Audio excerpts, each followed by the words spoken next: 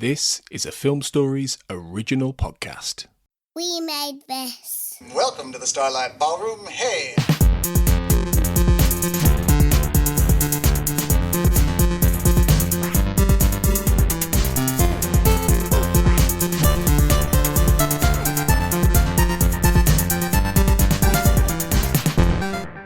Hello and welcome to Shipwrecked and Comatose, the podcast about Red Dwarf here on the We Made This podcast network. We are on series 4 of Red Dwarf and we are looking at episode 5 today. My name is Mark and I am your regular host alongside Kurt North. Hello, Kurt. Hello, how are you? I'm all right. I'm doing okay. How are you? In another universe, the better part of me is doing a lot better than I am. But, we'll get into that. Ace North. Ace North. I mean, Kurt's all right. He's certainly better than Rimmer. Well, these things are sent to try us. We'll see. But we always have a guest host, and welcome back to the podcast. Hello, Matt Latham. Hello, thank you for having me. In another world, I pretty much didn't repeat a year, and so my alternative version is a smeghead. So. Oh, right. So that's not. So you're Ace Latham, and so this would be. I'm quite offended you had to ask to be. Yes, hello. So, yeah, we are looking at Dimension Jump, the first appearance of Ace Rimmer, and I'm going to start with a warning. Homophobia is tiresome. And I'm going to try not to be with my condemnation of it as we go through this episode. I apologise if I lay it on a bit thick, but 42 years of prejudice might do that to somebody. So sorry. If you're expecting a nice, happy episode, there may be some whining by the big gay. That would be me. Hello. We are here to support you in all your problems and issues. So don't worry. We're here for you. What Kurt said. But, there's not that much. In the grand scheme of things, this is a brilliant episode and introduces one of the most iconic moments, one of the most iconic characters in Red Dwarf lore. That it's a major, major episode, and we're going to give it the love it deserves, but we're not going to kind of shirk our responsibility when it comes out to pointing out the 90s ick. Shall we get on with it, boys? Let's do it. Down, down, down, down, down. Sorry. I couldn't help it. I don't know why I started Good. That.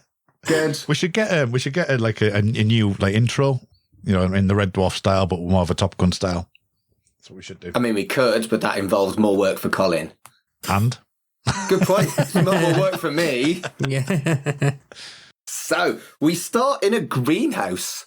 A fucking greenhouse, which, that's not... Well, unless Red Dwarf has a greenhouse, it's big enough, isn't it? Yeah. Should it have a greenhouse? Should it have an arboretum of some sort? Do you think? Being a mining ship? Would an arboretum have to have, outside... Do you get, photosynthesis from sun in space? Well, you would have, solar winds and the radiation would come through, yeah? It would be quite a lot stronger than what we get. I'm just confused by the whole, greenhouses in space thing. Not that this was a greenhouse in space, but I've never really got the science of sci-fi because I'm not actually as bright as I kind of try to make myself look. And how do these work? Do we know how these... Could you have a greenhouse... Did they have a greenhouse in Star Trek? Voyager did. They had to make their own. Yeah. Yeah, they had a botanist lab or something like that, or whatever it was called. Because Kess created one, didn't she? She did indeed. But I mean, I'm pretty sure that you can explain it away as science or science fiction, that they've created something which simulates sunlight. Well, even now, you've got seasonal affective disorder light bulbs, because I've got some in my work, in my projection room.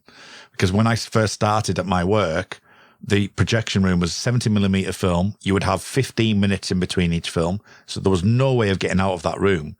And you would be in dark literally 9-10 hours a day. So I had a seasonal affective disorder bulb actually in there to sort of show daylight, so it gives you the blue light and all kinds of things to keep your circadian rhythms right. So Good it could grief. So future science based on current science. All right, I can go with that. Good. But anyway, utterly irrelevant. It's not actually on Red Dwarf. It is Mrs. Rimmer looking for young Arnold. And she finds him hanging upside down from a tree, and the people who'd done that to him were his brothers. And she discusses a conversation she had with Mr. Rimmer, who had talked to his headmaster. And the conversation was Rimmer being held down a year. She says the letter and its outcome could change the whole course of his life. I really don't want to be a Debbie Downer, but bullying played for laughs is the way we start this episode. We do. But it's bullying, but it's brother bullying, isn't it? So is that kind of just the way that siblings tend to grow up? I know that, as you're in your ex-wrestling thing, I used to DDT my brother all the time. I broke his arm at one point. So shit. I'd like to point out I did not DDT my brother or break his arm, although I did sit on his chest and slap him around the face a lot. Yeah, because we used to have cage matches and all kinds, so the amount of injuries that we would have. And where did you get a cage? Do you know what it was? It was the infant school were doing some building works, and it was a weekend, and they built up Harris fencing. So we used Harris fencing as a cage match. It was fantastic.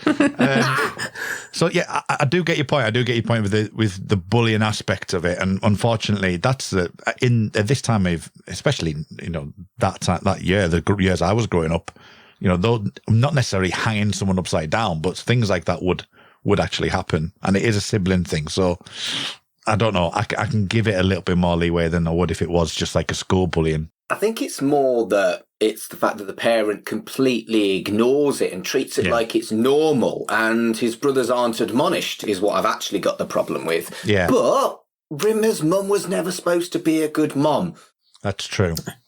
I think a lot of the explanation could be it's the Rimmer family, and I think it's pretty much established that even if you didn't even realise who the kid was, you'd immediately realise that it was Rimmer just by the fact that he was just hanging upside down. And I will say that the delivery of the lines that child does is brilliant. The way he says, "Well, the fact that I'm hanging upside down," I just think it's just played brilliantly. Oh yeah.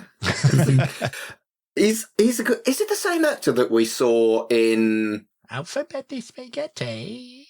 Is it the Alphabetti Spaghetti lady? And is it the what's the episode with the time slides? Time slides, fuck's sake. Well done, Mark. Is it the same Rimmer Jr. from Time Slides? And is it the same Alphabetti Spaghetti mom? It's the same actress who played the mom. Yeah. I think it's Callie Greenwood. So it's the same one who appeared in Polymorph. Yeah. But I'm not 100% sure on this child, if I'm honest. No, I'm not.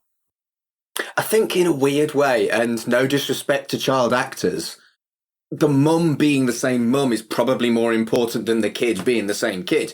Because depending on how much time has gone since the previous kid was Rimmer, he could be 16 by now. Yeah.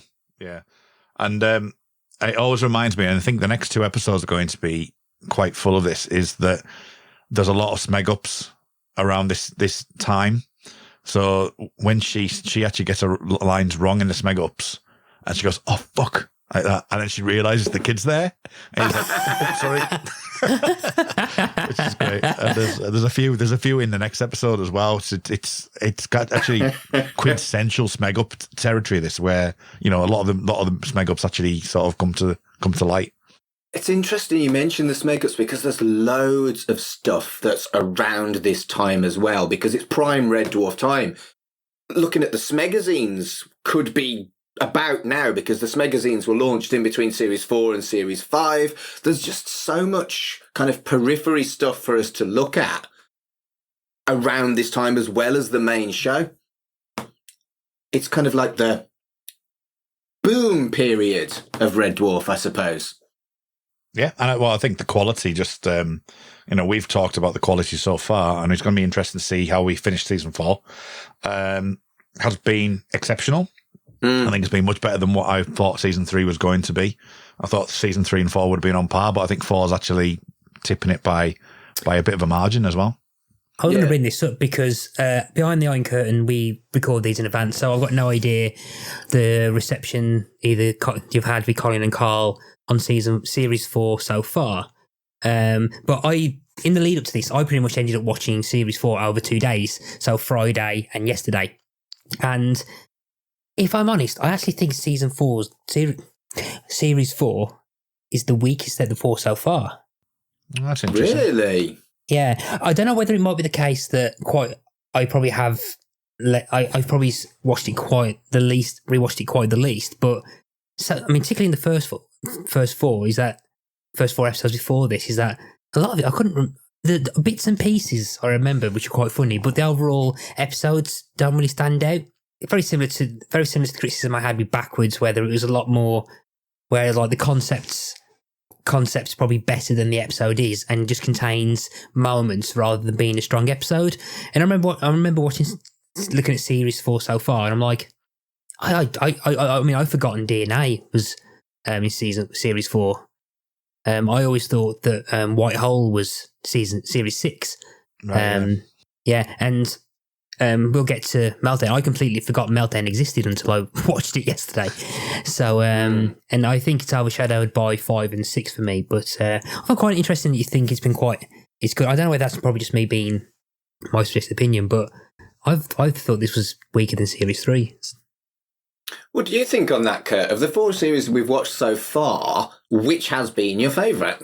Well, I think this one, 4. But I think for me, if I can see the differences between what Matt and I look for in episodes, whereas I'm more of a concept person who enjoys the concept and enjoys the sci-fi element.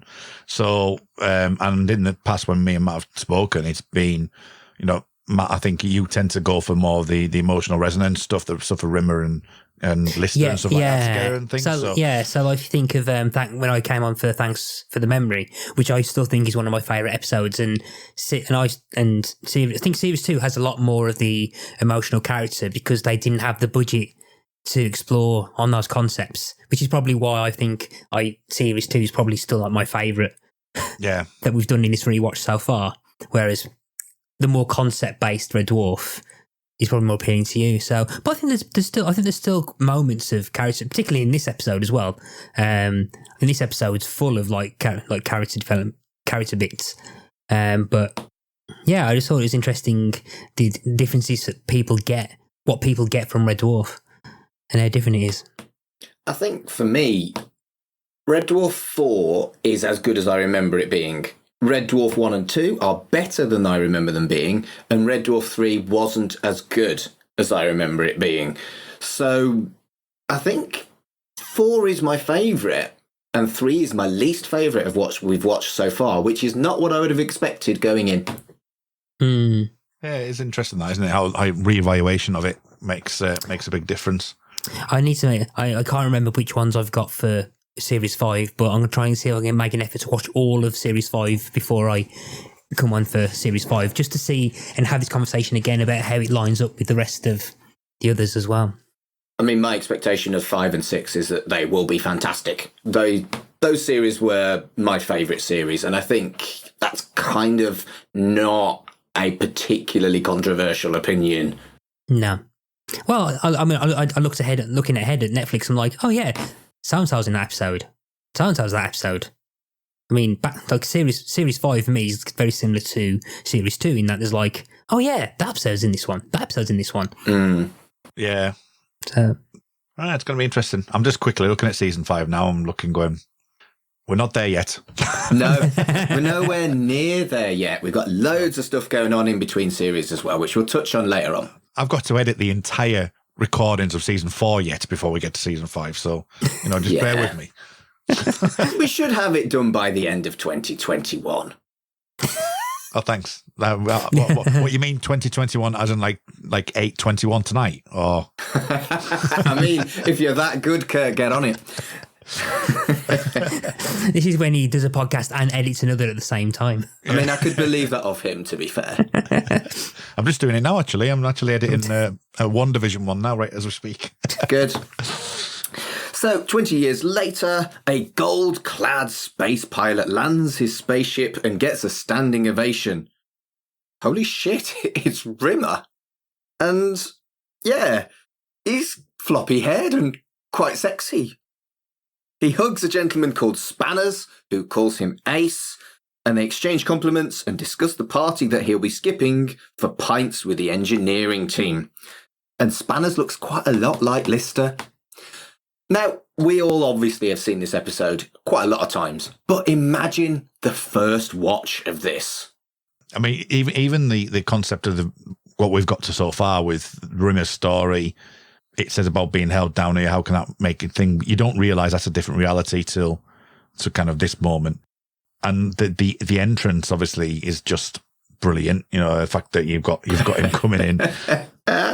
And there's a few behind the scenes things here that he was in the middle of British Empire at this point as well.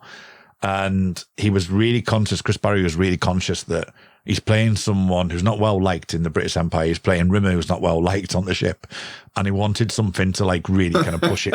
You know, I need something, give me something. So then he goes and plays Gary Prince in A Prince Among Men, who's also not very liked. True. But he also like was saying, and this is something I can relate to with my other half as well, is that people, when they were saying that when he was dressed up as Ace Rimmer, were going, you know, literally were going, what a guy. You know, people were looking at him differently. He said, I can imagine what, you know, such and such would do if they're walking down a movie set wearing this stuff and, you know, being this kind of like brilliant person and stuff like that, that, you know, people would actually, makeup designers were looking at him going, oh, you look really shaggable, is a quote in the book that I read. Someone actually said that to him, says, oh, Chris, you look really shaggable like that. You know, so the fact that you can change so much in that scope, and the, you know, the fact that his character can be completely different, and the way he plays it as well, and just the confidence, and Chris Barry said about the confidence and the fact that when he was wearing it, he felt different as well. So it's, I think it's really good that just that whole concept works.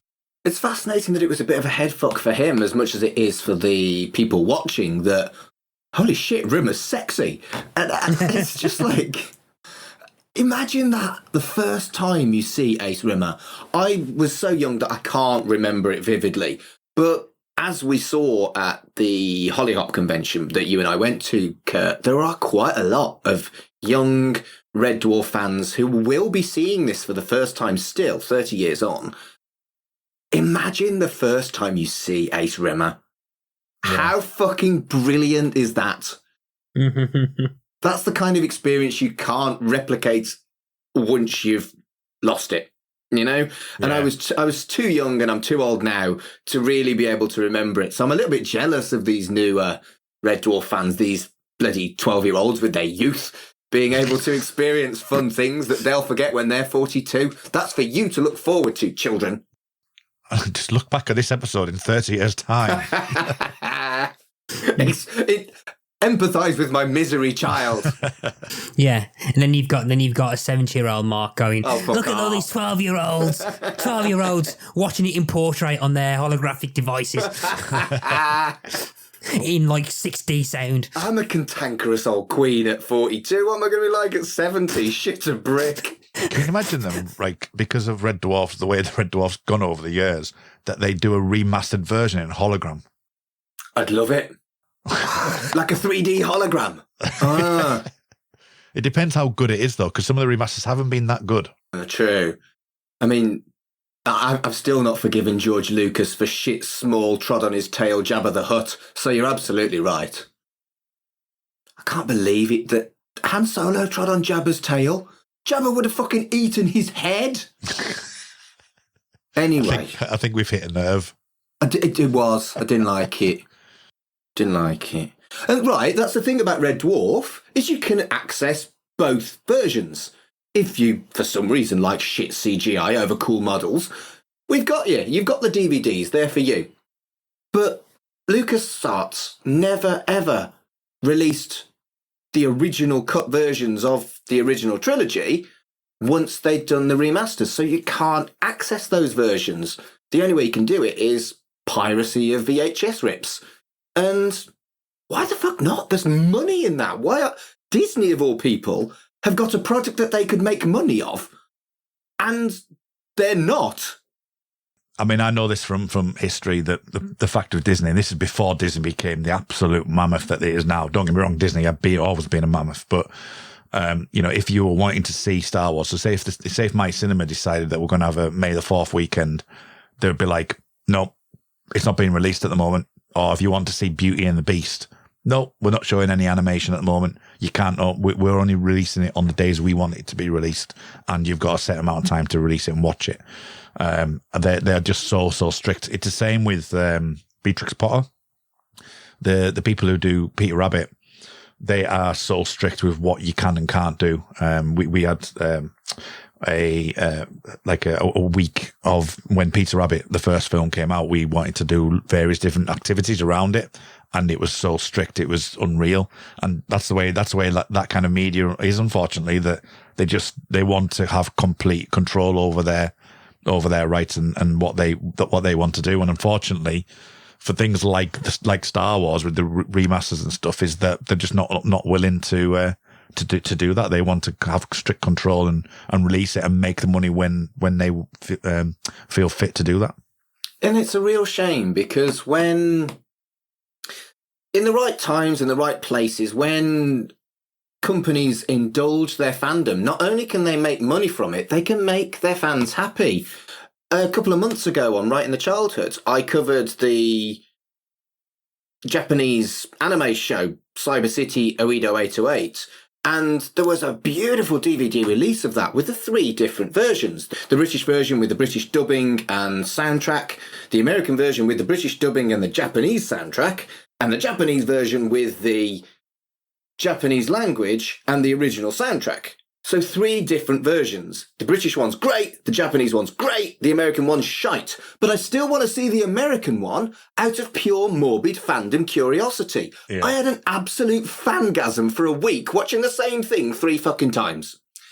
And the Red Dwarf fans are that obsessive, and they've got access to this, which I think's great, you know? Yep. Sorry, that was a massive tangent. It was, wasn't it? But it's quite enjoyable. Listen to my other podcasts, at RATC Pod on Twitter. Anyway, he also passes a vicar, and he discusses his charity work and the drinks he's sorted with spanners, and the vicar looks like the cat. Yeah. We've covered, oh my goodness, the cat's the cat, etc., etc. Now, supposedly, he was meant to be a cleaner, but Danny John Jules took offence to that and said, we need to be something else. So I think what they've come up with is better, because they've put him into a moral standing rather than just, cleaners are really, really important, don't get me wrong. But the fact of, at this time as well, just by making Cat a cleaner wouldn't really work. So the fact that, he fought for that and said, no, I need to be something else. And they came up with this more morally right kind of character, which, if you look at the vanity aspect of Cat compared to your better self, which is what they're trying to portray here, works better. I think to some extent, potentially putting the black guy as the cleaner is an unfortunate stereotype that they were right to avoid, actually. Yeah. I'm not sure the cat becoming a vicar is as believable transition as Lister in a better place becomes very talented at mechanics. I'm not sure the transition is quite as believable, because the cat was quite anti-religious, when he's, cloister the stupid, nobody believes that. I can get really pernickety about something in that. Technically, if the concept of the multiverse is happening all at the same time, I'm assuming that all this is happening at the same time as originally happened. So technically, there should not be an alternative version of the cat, or Crichton, or Holly. Because this is 3 million years in the past. Oh shit, I didn't even think of that, Matt. Yeah. And on top of that, Danny John Jules as a character that he's playing wouldn't even exist, because it's not the same person. Species. Species. Good point. Well made. Well, fuck it. Don't matter. Red Dwarf, yay. Continuity be damned. So he gets to an office and flirts with Melly the receptionist, who, for the first time, Holly's got legs. And inside the office... Oh, before that, yeah. Oh, Melly suggests that Ace meets her in her quarters covered in maple syrup. Good. Is this something that you two heterosexual boys would enjoy? No. Has anyone seen? Well, I know. I think Matt knows where I might be going here. Has anyone seen Alan Partridge? Yes. The chocolate mousse. Can we not? It's. I don't think I. I'm not sure. Just pretend you have. Please, just pretend you have, Matt. Yes. When he takes. Yes, I remember the bit with the chocolate mousse and the other thing. It's wrong. It's wrong, Mark. And then when she suggests having sex, what's you doing, woman? So inside the office, I'm not a fan. No. So inside the officer's office, he discusses parallel universes with Bongo and the dimension drive that's experimental. And Bongo looks like Crichton without the dildo head. Ace immediately takes the job to test pilot this experimental drive, even though he knows it's a one-way ticket. And then Bongo suggests that he would like to meet him in his quarters covered in tarama salata. Or hummus, whichever he'd prefer, really. And is that something that you would like, Mark? Right, so here's my deal. Here's my question to you. Pick someone attractive to your sexuality and your preferences. If you had to have one of these things put on you, on that person to enjoy during sex, would you prefer maple syrup, tarama salata, or hummus? Kurt, that question goes to you first. I don't even know what the second one is. Yeah. But that can be part of your decision then. I mean, you could go for the mystery answer, couldn't you, Matt? Kurt is struggling. I realise this isn't a visual medium, but I'm enjoying his face right now, listeners. Right. Has any of them got egg in? Can I be disqualified? I think not, actually. Let's assume not. I think, ignore the fact that it might have an egg in or not. I would go with hummus because it's probably the least messy. Good choice. Okay, Matt, what about you? That Maple face. syrup. I really wish we were a fucking video podcast right now. Probably maple syrup on the basis the only one I know I've had in the past. Right. Okay, so I'm going to tell you what tarama salata is now. It is a fish-based dip that you put your crisps in or your pita bread in. It's kind of continentally type situation. And I really like it. My answer remains. Yeah, my answer remains. I really like it, but veggie now, so that one's completely disqualified. So it's between maple syrup and hummus for me. And I think it'd be a lot more effort with maple syrup because it's sticky. So yeah, I'd probably go with hummus as well. Did you enjoy that sideline, boys? Yeah. We've had worse. Oh, I've had worse. Unfortunately, I'm on every episode with you, so I have to go through all of them. These people that come on again now and again during every season, they get a bit of a lottery. Depends on the mood, Mark. I feel like when something like this is gifted to me, it would be wrong not to torture you, Kurt. It's fine.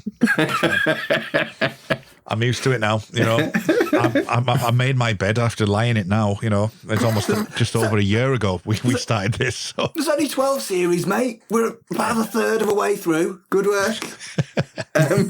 So they get to the launch bay and he waves goodbye and smoke me a kipper. I'll be back for breakfast. That is the line, isn't it? That's the line. I mean, talk about quotable dwarf. The Red Dwarf fandom, full stop. In my childhood, the lot was smoke me a kipper.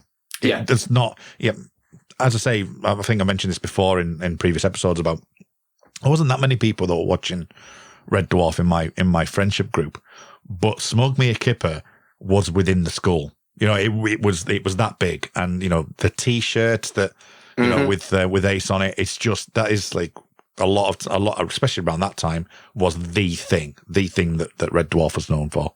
Yeah, I think you're right, and it's for that exact reason that it isn't really that quotable for me, because it was too obvious. I don't feel like it was like something that maybe I did as a kid, but not for a long, long time, that continued with me as I got older and is still there, like a lot of the other stuff that we've discussed in the past. But it is the most iconic line in Red Dwarf. I don't think there is anything else more iconic or more immediately Red Dwarfy than that, unless either of you two think that there is anything that contend with it. Smeghead, true. I think Smeghead's like. I think the only reason I know the word Smeg or Smeghead is because of Red Dwarf. Yeah. Yeah. I'd argue that's probably the contribution to society. And what a contribution it is. The biggest contribution to society is smegma, is the awareness of smegma, rather than smoked kippers, I think. I'd argue that anyone with a penis is aware of smegma, but perhaps wouldn't know its name if it wasn't for Red Dwarf. Yeah. We just had a conversation about smegma. Shall we move on? So we finally get to our Red Dwarf. We're about 7 or 8 minutes in, and we haven't actually seen any of the boys from the dwarf. And they're in the quarters. Lister and Crichton attempt to sneak past Rimmer for a fishing trip on a nearby ocean planet. Cat arrives, and Rimmer is upset that they tried to go without him. And I think it's important that it's, to me at least, that even people who are actually his friends these days are still bullying Rimmer, because excluding people from a friendship group is explicitly bullying. And I can tell you that because that is in my manual for scout leading. Don't let kids exclude other kids from scouting and friendship groups. So I just wonder whether that was considered bullying in 1991. What do you two think? Yes, I think it is. You get the point that if Rimmer's not there, they probably enjoy the holiday a lot more, considering that as earlier in the series that Rimmer was showing them like slides of basically diesel tanks. Yeah. So they probably wanted a diesel tank slide free holiday. But on the other hand, it is like there is kind of like the idea that yes, okay, you've got those friends that probably that you probably don't connect with as much as other members in the friendship group, but you can't just explicitly exclude them. If anyone disagrees with that, then you're probably the friend that that disagrees them from. So yeah, it's one of those. I think it's not. I think particularly at the time as well, and probably age, you don't notice it because I think they have that established relationship with Rimmer anyway, so you fully understand immediately why they wouldn't want to go with the person who tried to once take over Lister's body. Yeah. And, yeah. I think there's also an element of, in 2021, it is completely recognised that adults can and do bully adults. Whereas perhaps around the 90s when I was at school, bullying was associated with juvenile rather than actually something that continued once you hit adulthood. Again, I know you're a little younger than me, Matt, but Kurt, would you agree with that?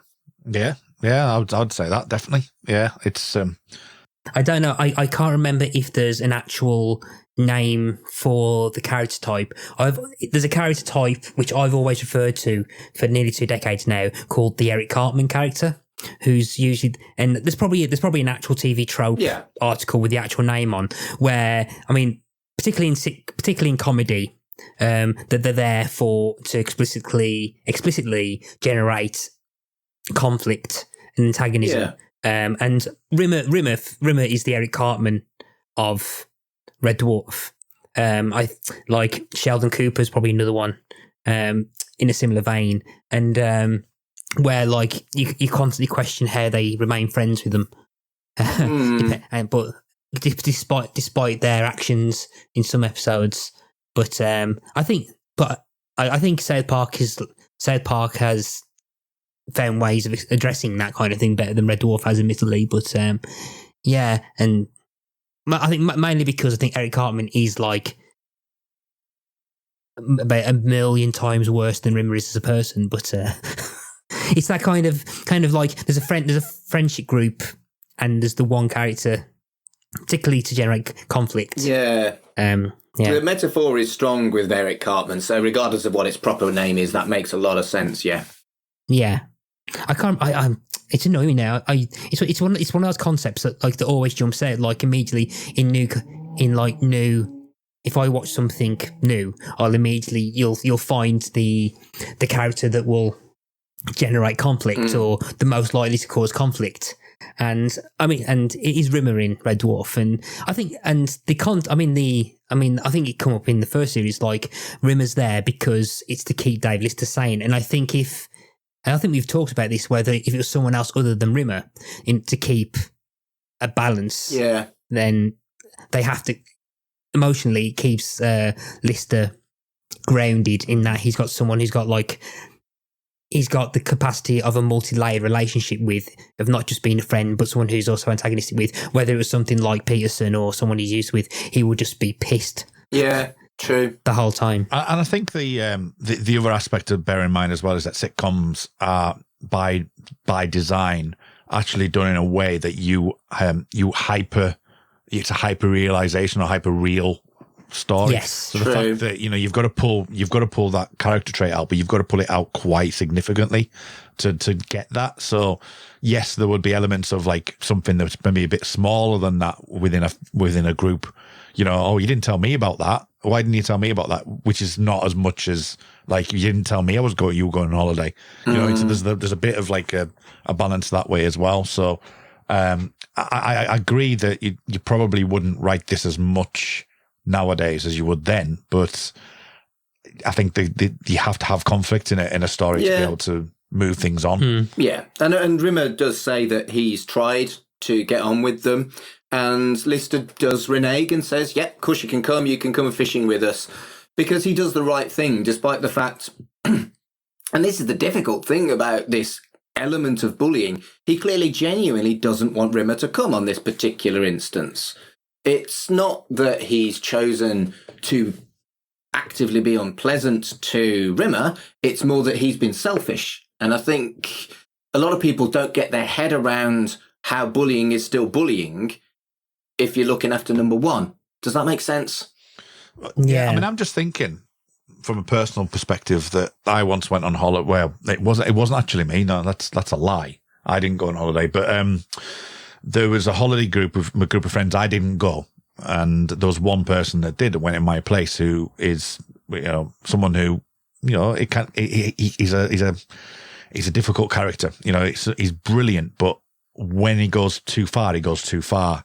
And they reneged me with stories of like he was a nightmare being on holiday with, because he's just that character. It's like you can deal with him in small segments, but being stuck on a holiday for 15 days with him, they really, really struggled.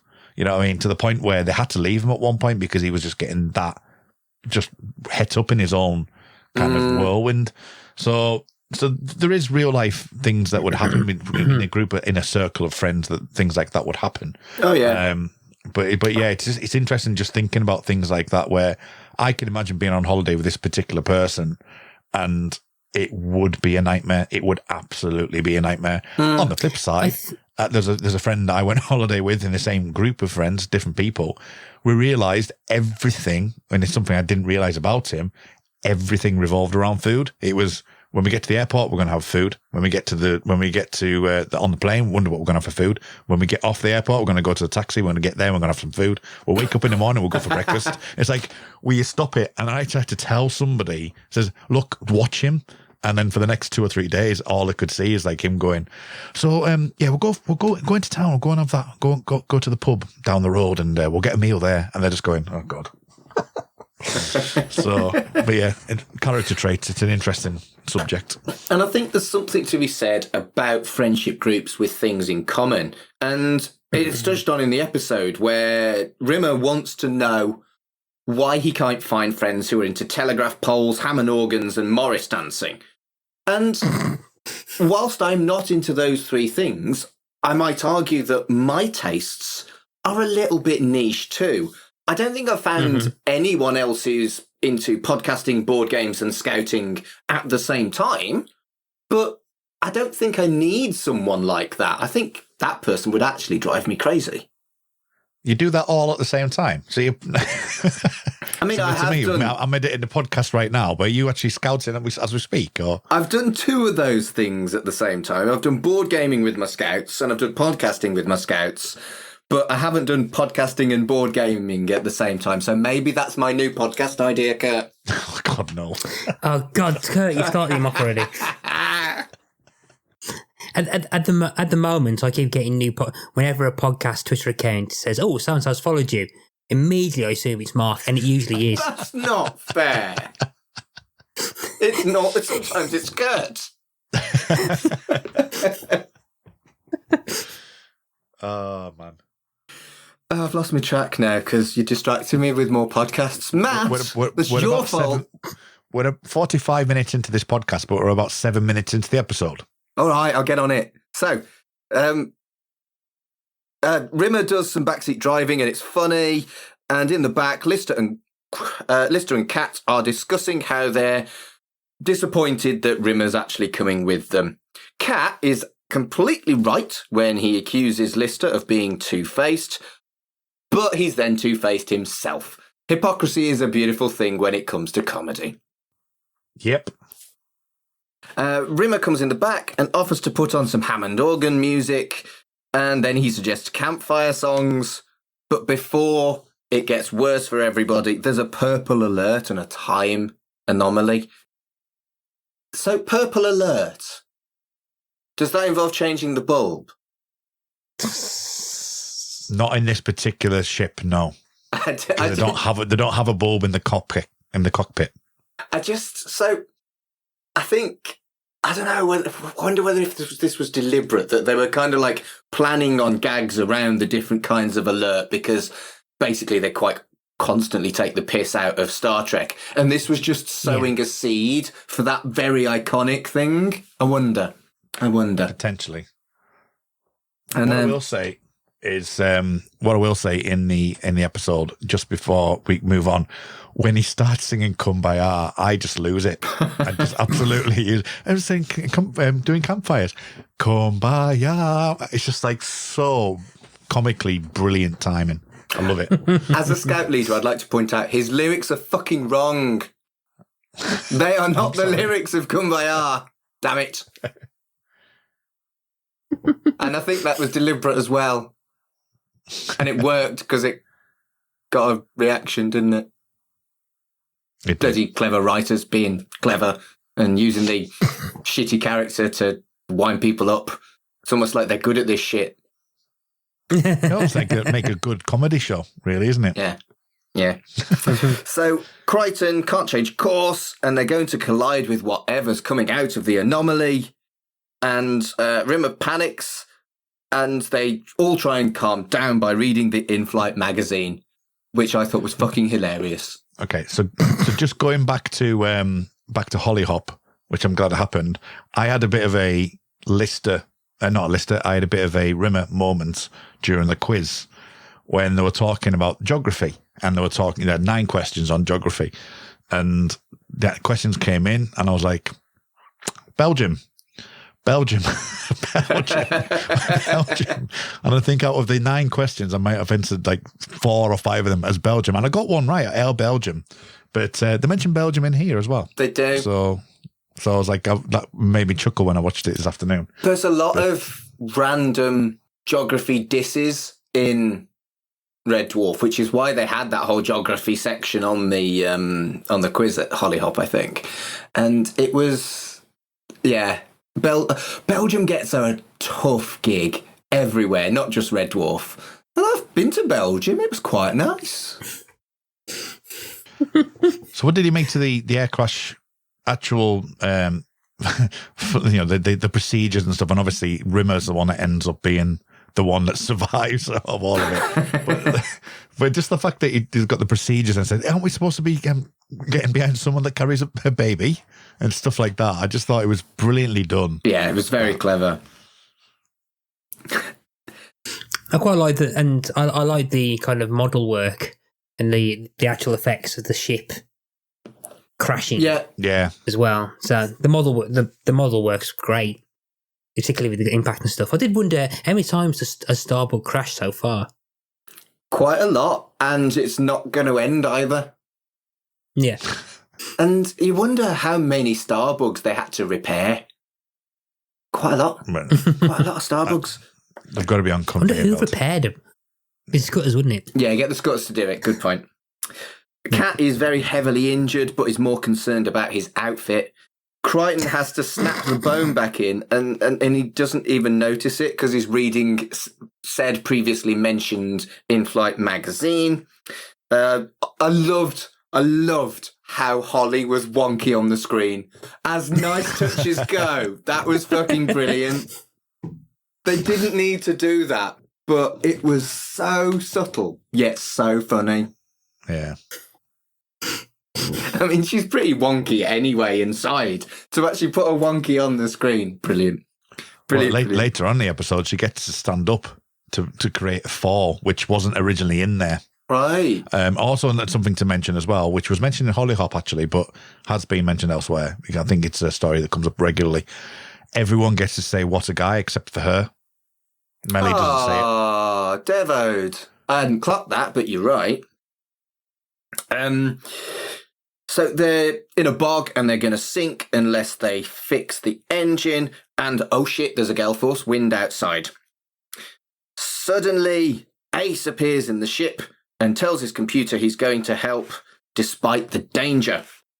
So that's the two kind of things finally explicitly meeting each other. And then Ace goes to Starbug and introduces himself.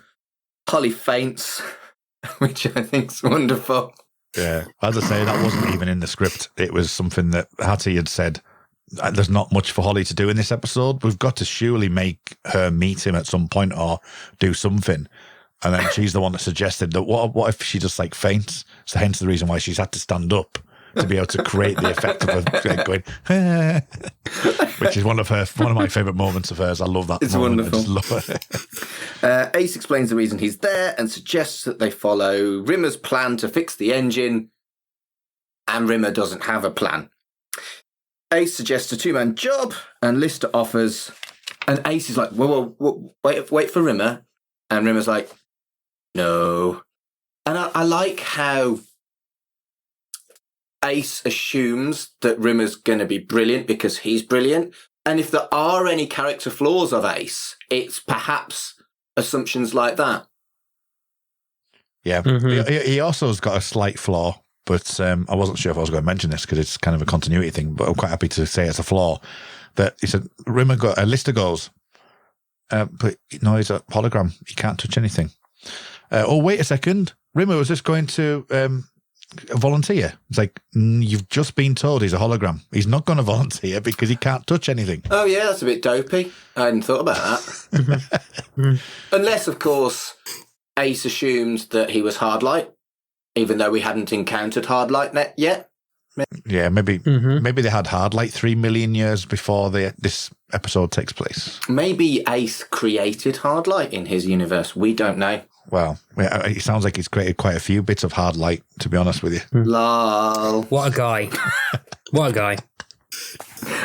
So, Ace continues to assume that Rimmer is remarkable, and he's just crap whenever Ace encounters him. And it's kind of sad, really, that they're both kind of deluded in a weird way. And yeah. I guess that's quite subtly a continuity that makes them quite similar to each other, even though they are so extreme versions of themselves, you know? Well, here's a question for you then.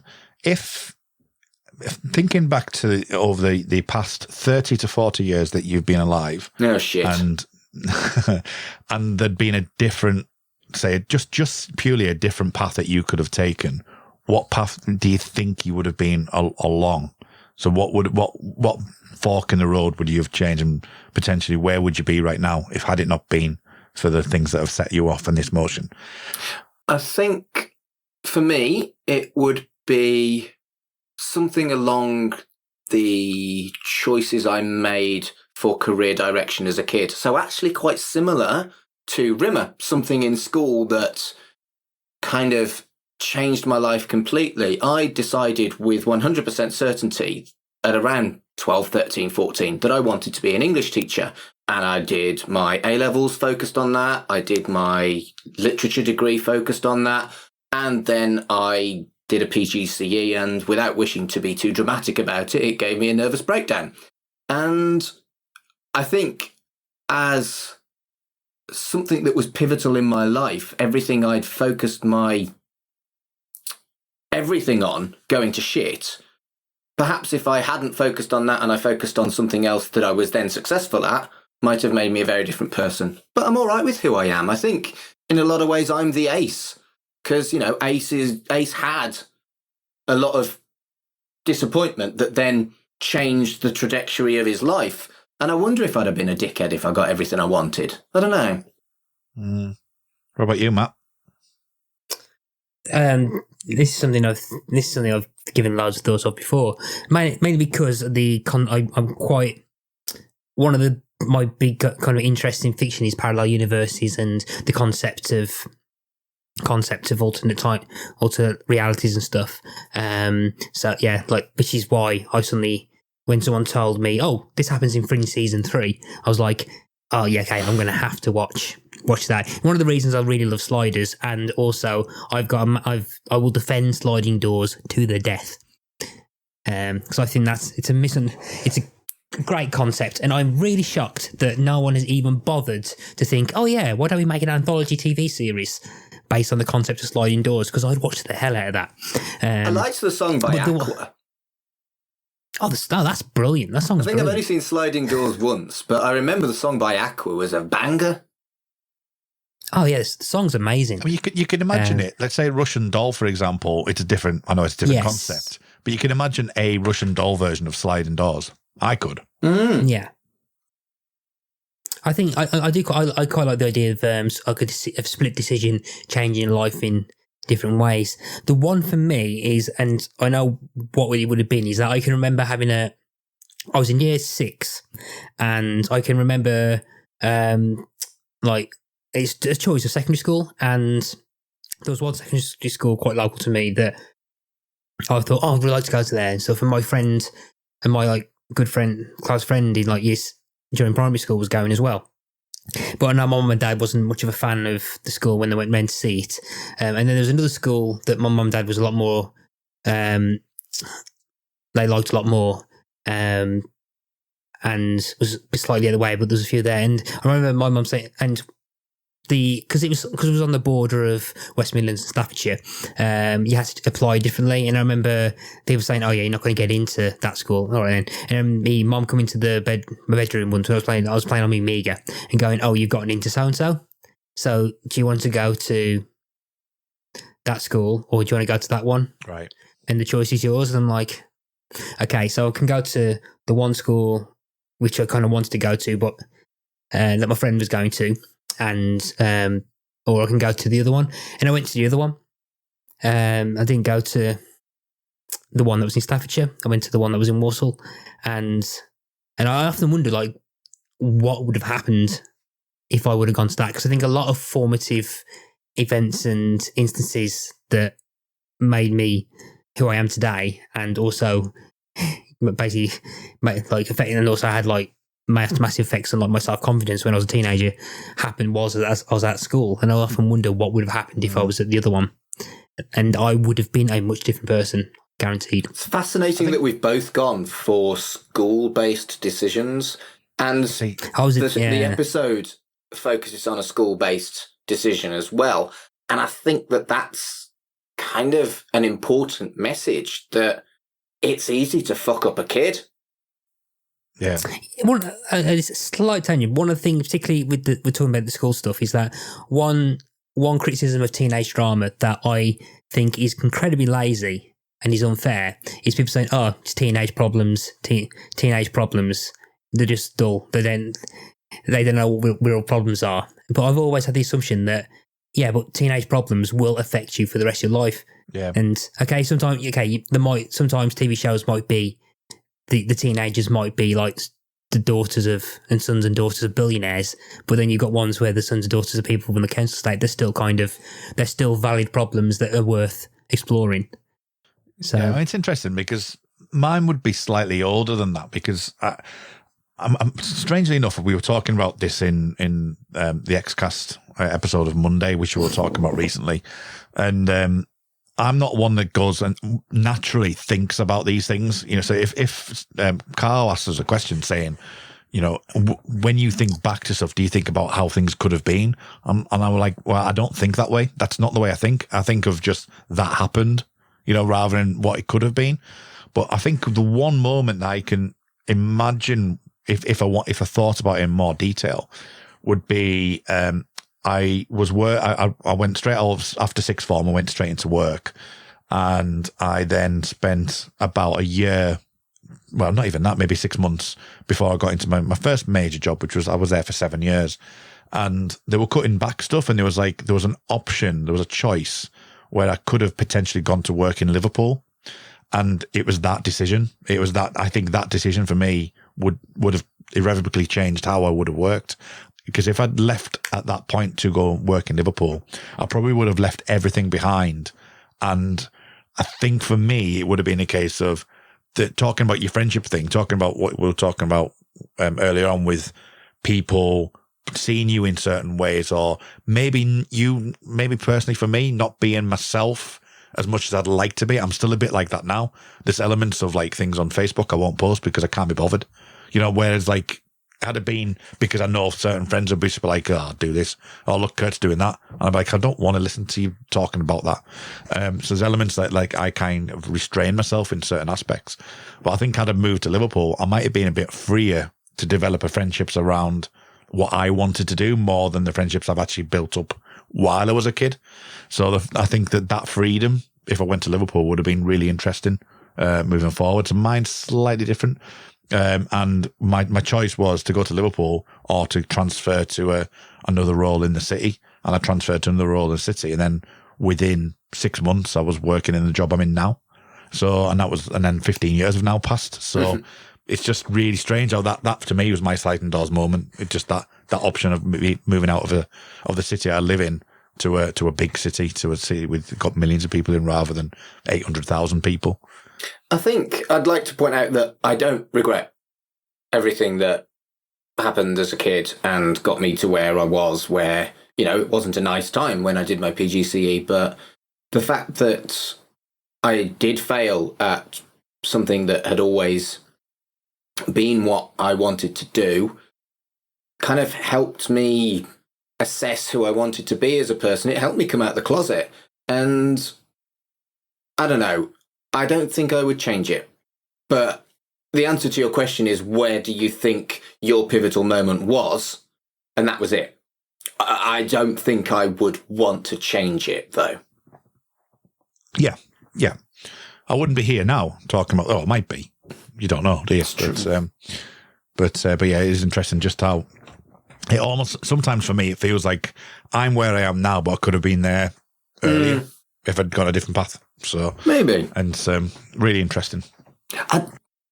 We've had the conversation about what you'd do if you met alternative reality you, haven't we? So should we move on? Yeah. Maybe there's an alternative reality where I've did something earlier about losing my hair and I've still got hair. What, like a spray can? No, but my dad is... Toupee. No, well, maybe. My dad's convinced that because I used to tie back my long hair, that it kind of exaggerated the kind of recede of my hair. I'm not sure that's science, but my dad's absolutely convinced. So maybe if I didn't tie back my long hair when it was wet, maybe there's a kind of 40-year-old me with luscious locks still. What, like rimmers? Maybe. Basically. Oh, I could have a rimmer floppy hairdo. Good times. Yeah. Anyway. It's very 90s as well, isn't it? The hairdo itself. The actual hairdo itself is very, Not the very curtains, 90s. though, so it's not as 90s as it could Quite the be. curtains. Curtains weren't round yet. True, they weren't. But, fucking... Nick Carter didn't turn up yet. Curtains. Moving on. Crichton talks to Ace and says that he can't let him execute this plan because he's got a broken arm, and Ace knocks him out. Right. Question. Yes. Quick one. Very quick one. It links in with Meltdown. Meltdown wasn't the original end episode. It was actually the first episode because there was allusions to the Gulf War, so they didn't want to put it at the beginning. Yes. So they moved it around. This episode got moved around a little bit as well. But it is quite uncanny that they talk about him not being waterproof in this episode. The next episode, he ends up in a shower soaking wet. Ah, shit. That's a bit of a continuity episode, isn't it? I forgive him for it because programming moved around, so it's not a thing. But it's the episode directly after he ends up soaking wet in a shower. And it's funny, so... Also, also, there's like, isn't it, Crikey TV Series 8, where he's actually based on the fact that he's showering with the female inmates. Right, but he does have an umbrella in that. He wears his umbrella. I can't remember. Crikey TV. Season 8 is one of my favourites. I keep saying this. Season 8 is actually one of my favourites. I think it's underrated, mainly because Series 7 was not Shite. very good. Yes, shite. I know Matt will probably argue the point, but we'll move on. So eventually we get Ace and Lister fixing Starbug. When Lister falls, Ace helps him up with his broken arm. I mean, what a guy.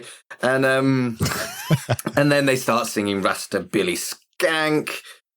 Inside, Cat is delirious and quoting Bad Fashion, which made me howl. I enjoyed that immensely. And then we get to the problematic stuff. Do we want to talk about nice stuff before I have my rant? I think if we've got nice stuff to talk about, we leave it to the end. All right. So Rimmer hates Ace and suggests he wears women's underwear, which is the start. And there is nothing wrong with wearing women's underwear if you want to. Move on from that. Lister and Ace return and do a victory dance, sing each other's praises, and Rimmer is, well, this hasn't aged well. It gets to the point where it's heavily suggested that all gay men are paedophiles. Yeah. And in the 90s, that was the easy way of reinforcing Section 28, which I suffered through as a teenager. And this hit me really, really hard.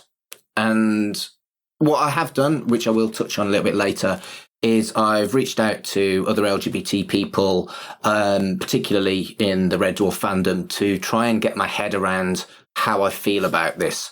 And that did really, really help.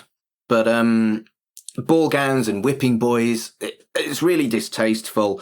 And Crichton calls him on it, but not well enough, would be my opinion on that. So it is called on, but in a kind of 90s, oh, it's only Rimmer kind of way, which, again, hasn't aged well. And, yeah. That's all I'm going to say for the time being. I think we're going to move on to another scene unless anyone else wants to... I do want to touch upon something around it, but not necessarily pointing out to the point that I completely, absolutely agree with you. Things like even things after the fact come into it, like sort of the kangaroo line, which doesn't help. No. But the one thing I would like to generally talk about is the state of mind of Rimmer as opposed to the actual content of what was said. Because the way Rimmer is so against everything, that he's so pushing back against it, that he's he just doesn't want to face the fact that there's a better version of him. And if you take everything out of context, his actual mind of that I'm just trying to do everything to distance myself from that. In itself, it can be a discussion on psychology. And as I say, I don't want to touch upon the trigger points. I'd rather just talk about his state of mind at that point. I'm just wondering what your thought was on the fact that he's he's reacted in such a bad way because of what he perceives as, as jealousy or whatever that may well be. And it's absolutely right. It is natural that someone would lash out like that. I think if I may, I'm going to go into the conversation I had with Dan, or better known as Pendo, from the official Red Dwarf fan club. Ace isn't homophobic. When Bongo approaches him, he says, "Sorry, mate, not for me." Perfectly acceptable. So we had a conversation about how Ace is better educated and in a better place personally than Rimmer, so he's more likely to be a more enlightened and, the best version of who that person could have ever been. And so he doesn't rise to anything that Rimmer says, because in a lot of ways he understands that could have been him, and he could have ended up being, well, frankly, an insecure, miserable, bitter, homophobic piece of shit.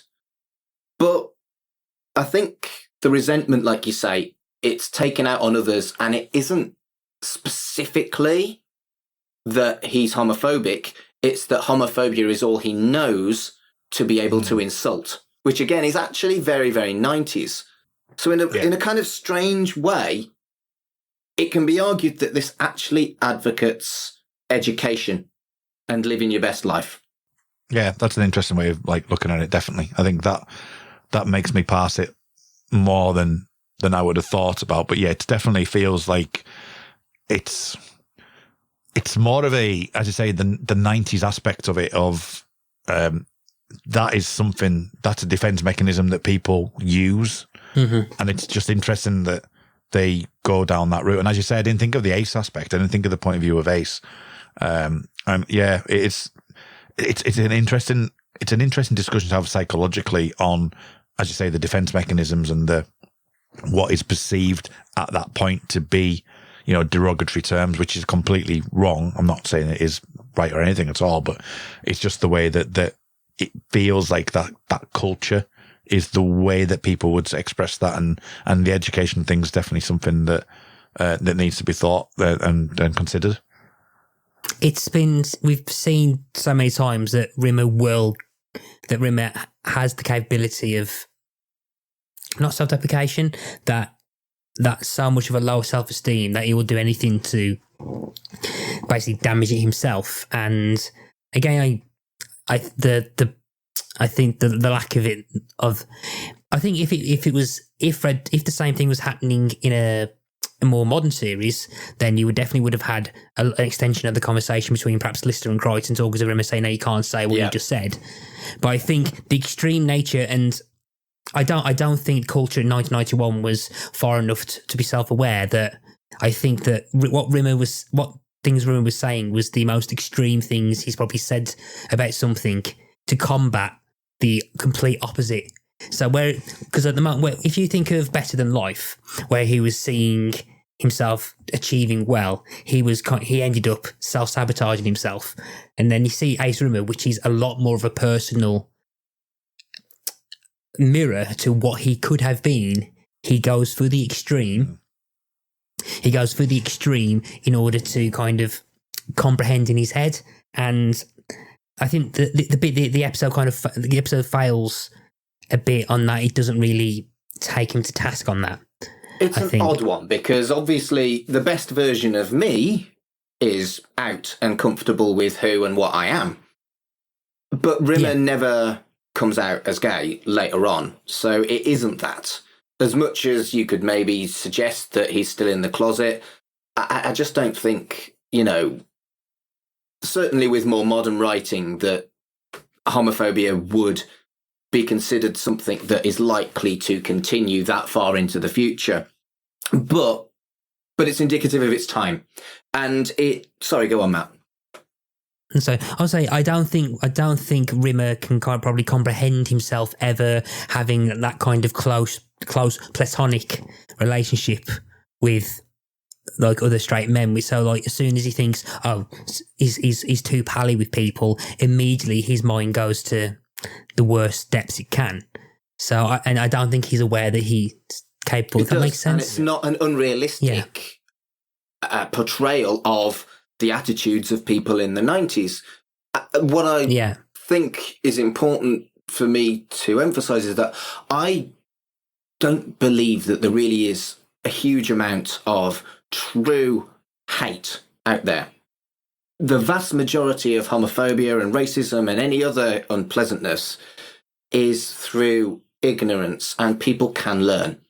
And the major problem I have with this is that there is no learning and there is no consequences for Rimmer.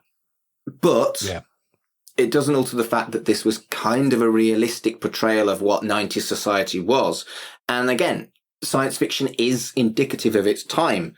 But I think you should also look at what you're trying to understand about why Rimmer is the way he is. He is a bitter, resentful, damaged man. And bitter, resentful, damaged people are likely to start to have prejudices. Yeah. However fair or unfair they may or may not be. And I think, going back to what I said, this does taint this episode for me. It couldn't not, because there are some very, very unpleasant things for anybody, let alone someone who went through Section 28's horror. But it really did help talking to someone like Pendo, who kind of calmed me down and gave me an alternative perspective that wasn't rage and was a bit more reasonable. And let's be honest, the lad's maybe 10 or 12 years younger than me, so he's lived in a better society and perhaps a little more moderate than this grumpy, jaded old queen. And sometimes perhaps I need that in my life. Moving on, in the quarters, Rimmer asks Kat how Kat is, and Lister says that Ace has saved his leg. Rimmer resents Ace, and they discuss what the one decision difference might be, and Rimmer suggests that Ace got all the breaks he didn't get, which is really important, and we'll come back to it. Ace told Lister about spanners, and Lister isn't so bothered. He's like, cool, good for him. And I think that's really indicative of the difference between the characters of Lister and Rimmer, is that Lister's comfortable in his skin and Rimmer is not. Yeah. One thing I was going to bring up in the scene where Lister invites Rimmer is that I think Lister has a lot more of a self-awareness of himself and his kind of flaws, in that immediately he knows he was kind of selfish and invites Rimmer along, and kind of accepting of that, and it kind of matches his reaction to spanners. So, like, as much as we've seen in the past, where he's kind of he's seen alternative versions with Kochanski already.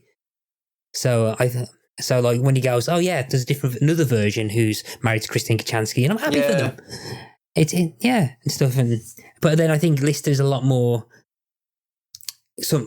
He's a lot more able to kind of be accepting of what he is and where he is. I mean, occasionally he does crack with space loneliness, but he's a lot more at peace with himself. Yeah. Where on the flip side, we've seen that Rimmer isn't. Yeah, absolutely. And it's nice being comfortable in your own skin. And it's also nice acknowledging how difficult it is to get there. It's important to do that. And I do try and help anybody who is struggling with their own sexuality to get to the stage I'm at. But I'm still not perfect, and things do still trigger me. And, that's also okay, Absolutely. I wish I was as comfortable in my skin as the character of Lister is, but he is just a fucking character, So Ace is stitching up his own arm, and he tells Lister that he's leaving because he can't stand how Weasley Rimmer is. And I mean, to be fair, even the perfect version of Rimmer has a line, and it turns out that it's Rimmer. So, I'd be very interested to compare that to is it Start Me Clipper in Series 7? Yes. At least, and compare Ace then to now with his opinion of Rimmer, but we'll get to that. We aren't going anywhere. We've got loads to do. Yeah. So Lister asks where he'll go, and Ace says he's going to travel through all the other realities. And Lister tells him to go easy on Rimmer as he didn't get Ace's break. Now, this is where it's really, really important. And again, similar thing with what Matt and I discussed about what we thought our breaks may or may not have been. Ace tells him that Rimmer thinks he did get the break because the break that Ace actually got was being held back a year, whereas in Rimmer's head, he got the good thing in that particular situation. And that's so fucking fascinating.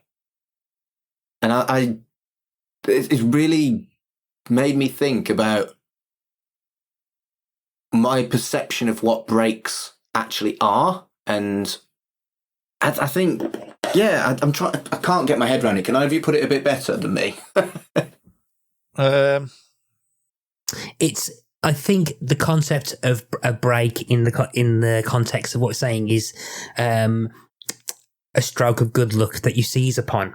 Whereas, and I think that if you go through life thinking that the only things you're going to see are the only things that will make you are just the good things that happen to you, then I think that's the concept. I think that's what Rimmer thinks of, and I think the fact that he never had that I don't think he's had a setback as bad as that, or what he perceives to be as bad as that. So whenever he has his stroke of bad looks, he just thinks it's him being. I think with Ace Rimmer, I think it's the difference of being proactive and reactive. Whereas I think Rimmer's idea of breaks being proactive of things or what happens to you, I think Ace has learned to be reactive. So because he was held back, he realised I need to kind of toughen up. I need to take what's happened and learn from it. So the mistakes that I've made, I need to think, okay, what have I done? I need to learn from it and never happen again. Whereas Rimmer just goes, right, okay, that's happened. Right, that's happened. Yeah, I'm a goit. Exactly right. And doesn't have the capability to realise that the mistake you've made, you learn from it and don't make it again. So, like, next time you get invited for gazpacho soup, you know it's cold, rather than just panic. Yeah, I think you've hit it on the head there, and you've articulated it better than my blither. So well done, Matt. But there's also the fact that you've got Rimmer equates. Like, in everything he does, he's got to pass his Navi exams. He has to pass it. He has to physically see it on paper as that is what people perceive it to be. If you pass your A-levels and you get a high-paying job, brilliant. That's what success is. And he can't equate anything of that. He's so narrow-minded in that's everything has to have a goal. Everything has to be attainable, that you get a pass mark and you do it. And that's not how life works. No, you're absolutely right. Rimmer, in the weirdest way, is actually more of an idealist than Ace. Yeah. But he also completely relies on good luck rather than taking responsibility for his own actions, mistakes, and failures. And that's why Rimmer is such a miserable character, is he can't get out of the rut that he's created for himself. And that makes him the way he is. I want to make a point, but I can't make it because it refers to things that Mark hasn't seen yet. Oh, go ahead. I'll forget next by the end of the episode. You can talk to me, Matt. Talk to me. Okay. Okay.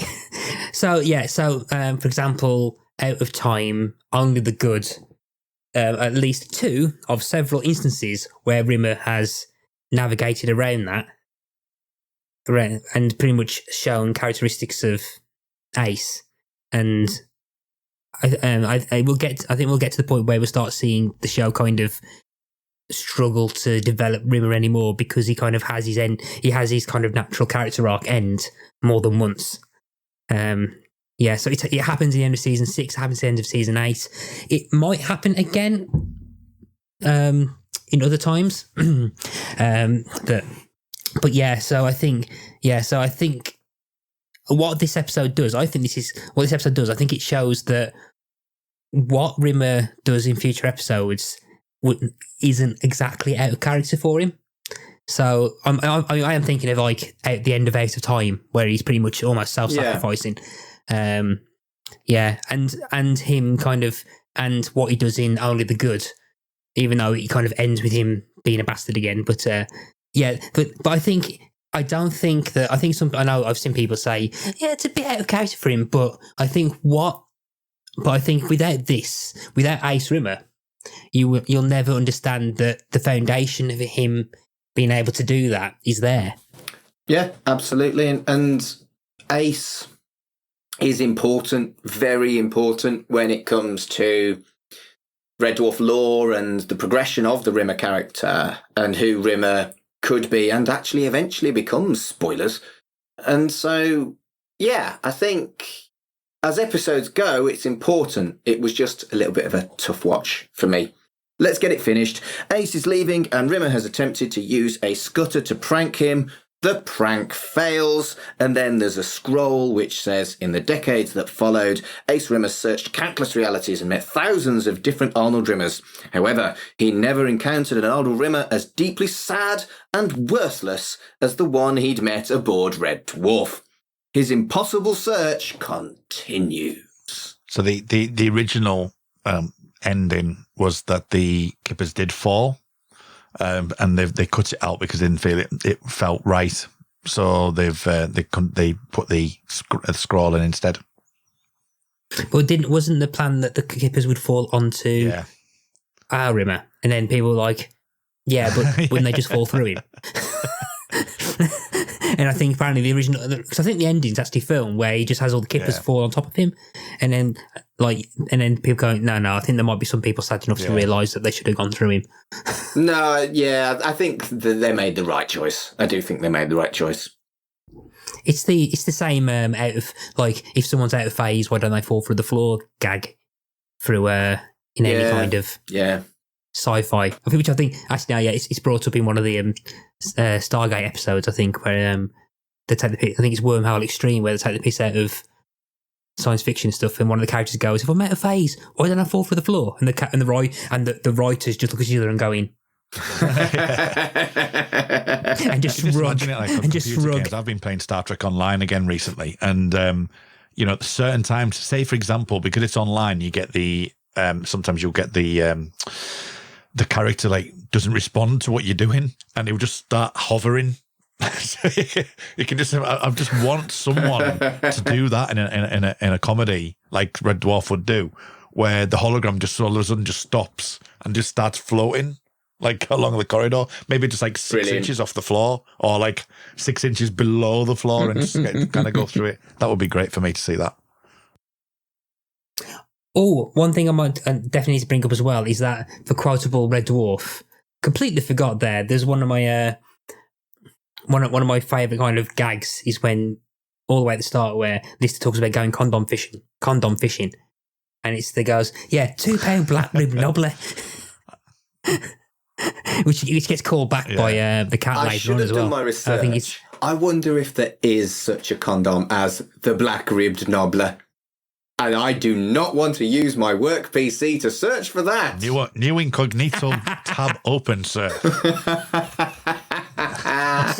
Are you actually doing that live? They'll still find out. Good. Right, get it looked at. I'm glad it's you, black-ribbed nobbler. I might get one if they exist. Obviously, everything that comes up is Urban Dictionary because of Red Dwarf. Red Dwarf, Red Dwarf, Red Dwarf, Red Dwarf. I'm quite surprised no one's made one on Etsy. Did you get artisan condom makers? There's a fucking line on Etsy, surely. And maybe that line is black ribbed nobblers. Artisan condom makers is something I never thought I'd hear today. Yeah, you did. You're podcasting with me. So sorry, I can't find any. I apologise. No black ribbed nobbler for me, Devoed. We'll see. If anyone listening knows of any, Mark would really like to have fucking cancelled because I can't get a black ribbed nobbler. You should have gone fishing in Liverpool. No, I'm all right, We've come thanks. full circle. There's sometimes lockdown's a good We've thing. come full circle. Had I made that choice, I could have gone canal fishing. You could have gone canal fishing for black-ribbed nobblers. Then my life would have completely changed. Before we wind it up, is there anything we've missed that you wanted to talk about, Kurt? I don't think so. I think we've covered everything. I thought, there's a lot to talk about, and I think we've covered it well, and I think we've done it justice, really. So I think, all in all, problems aside, I think it's a pivotal moment in Red Dwarf's history. I agree. Anything other than black-ribbed nobblers that you wanted to talk about, Matt? Yeah, there's very, very briefly on the fandom wiki for this episode, Red Dwarf. There's a section here which goes, possibly unintentionally, Robert Llewellyn's alternative dimension character Bongo bears a striking resemblance to Dean Stockwell's character Al Calavici of Quantum Leap fame. Al's character in Quantum Leap was nicknamed Bingo in his youth, which was a shortened form of Bingo Bango Bongo. And considering I think Quantum Leap is in my all-time top 5 shows, if anything Quantum Leap referenced, I need to mention it. But I think it's a bit of a leap. But, a leap. You see, I fucking love Quantum Leap as well, mate. Let's not talk about Quantum Leap. We'll just start a new fucking podcast. I did reference Quantum Leap. I went reference Quantum Leap. Don't. It must have been on the most recent WandaVision, I think, episode. I think I referenced it. Yeah, you did. I did, didn't I? Yeah. I was on it, and you marked me out. Yeah, I marked you out. Shut me gob there. Marked you out. You did. But yeah, I don't think it was. I mean, because I think Robert Llewellyn's Bongo was quite conservatively dressed in comparison to Rear Admiral Calavici. But I think it's pushing it. But as coincidences go, it's quite cool. Yeah. And for me, the only thing I wanted to mention, other than what we've covered, is I've always been a fan of having a tweak of the theme tune, and we get a Hammond organ version of the Red Dwarf theme at the end of this episode. And that made me smile. That made me smile quite a lot. I love stuff like that.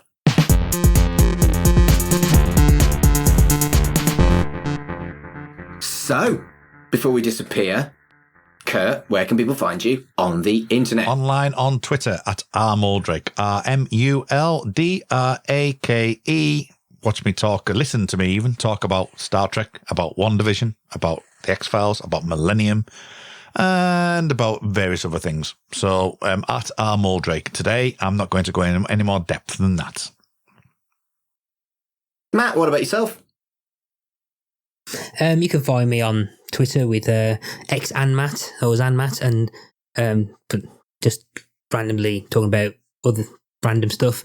But you can also listen to my podcasts, which is Pick a Disc, which you can find me on Twitter, Instagram, Facebook under the username Pick a Disc, where I talk to someone about an album they've picked for whatever reason they want to. Good stuff. I think I'm going to do the same as Kurt this time. I am on many, many podcasts, but for the time being, you can follow just me at MarkAdamsHC on both Twitter and or Instagram. Although I'm not fond of Instagram, it's like Twitter on hard mode. So thank you very much for listening to Shipwrecked and Comatose. And until next time, smoke me a kipper. I'll be back for breakfast. Smoke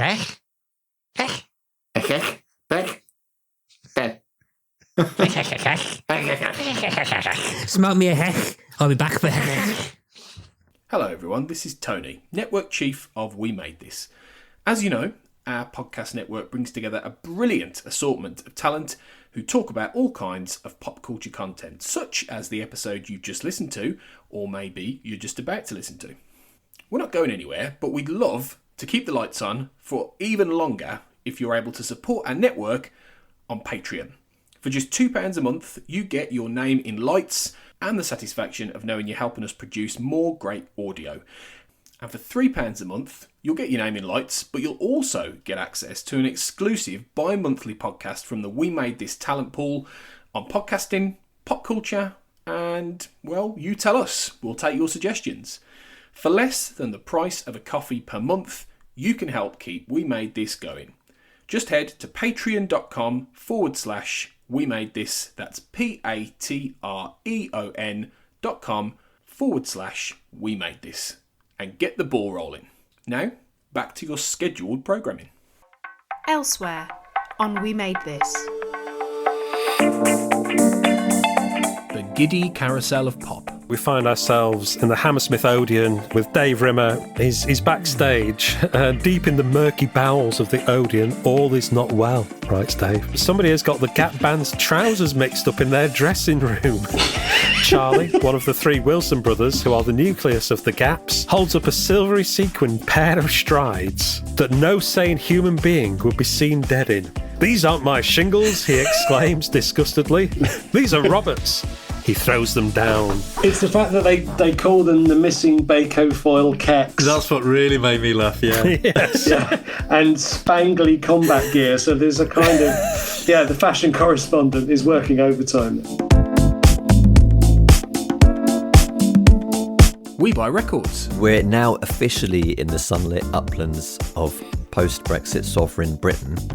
So we thought it might be fun to sort of take a tour around those sunlit uplands of post-Brexit sovereign Britain and see how that relates to buying and selling records.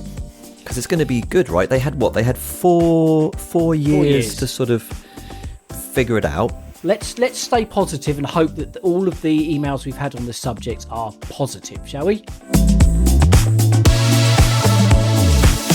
We dig music. The Instrumentals album, they almost do work as meditations. It's more music that I can add to my sad yoga core genre. Oh, I tell you what, right?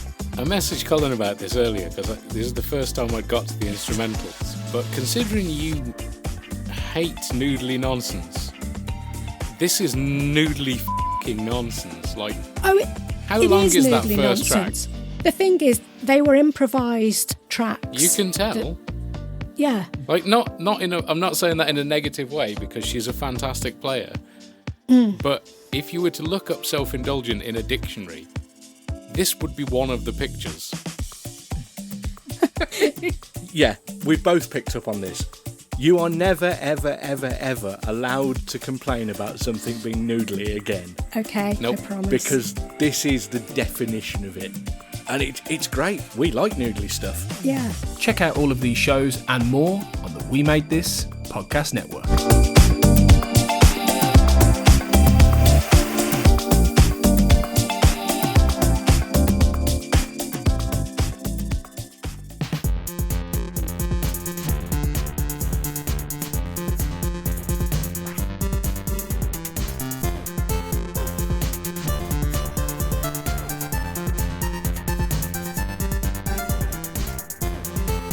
Shipwrecked and Comatose, a Red Dwarf podcast, was created and produced by Mark Adams and Kurt North. You can find us on Twitter at Red Dwarf Pod, and we are part of the We Made This podcast network, which can be found online at wemadethispod.com or on Twitter at wemadethispod.